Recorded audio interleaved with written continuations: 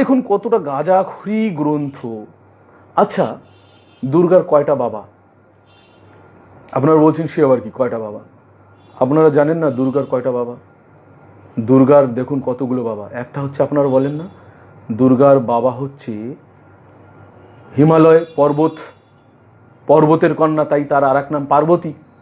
কি আমি ভুল বললাম? বলবেন। এখানে আমার ব্রাহ্মণ দাদা আছেন, যে দাদা ভুল বললে একদম ঠুটি চেপে ধরবেন। আপনি তো প্রচুর ধর্মগ্রন্থ ঘেটেছেন, তো আপনাকে চ্যালেঞ্জ করলাম, আপনি যদি আমার কোনো ভুল ধরাতে পারেন দাদা, আপনাকে 2 লক্ষ টাকা পুরস্কার দেবো এক একটা ভুলের জন্য। আমি এই যে ধর্মগ্রন্থগুলো বলছি, এক একটা ভুলের জন্য আপনার ক্ষেত্রে 2 লাখ টাকা, অন্যান্য জনের ক্ষেত্রে 1 লাখ টাকা পুরস্কার। তো সেখানে বলে পর্বতের কন্যা পার্বতী। আচ্ছা, পর্বত কখনো কন্যা জন্মাতে পারে? এই পাথর, এই হিমালয়, এই বড় বড় হিমালয় পাথরের কখনো মানুষ বা সন্তান জন্মানোর ক্ষমতা আছে? মানে এইগুলো বুঝতে কি লেখাপড়া শিখতে হয়?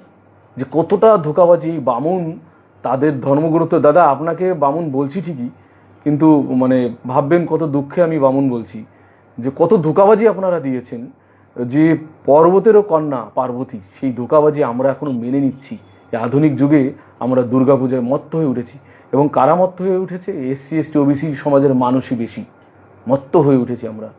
আমরা আগা পাছা কিছু ভাবছি না, মানে যুক্তি তর্কর ধার ধারছি না। তা পর্বতের কন্যা পার্বতী, সে পর্বত কখনো কন্যা জন্মাতে পারে কি না, সেইটা হচ্ছে আপনাদের কাছে বড় প্রশ্ন।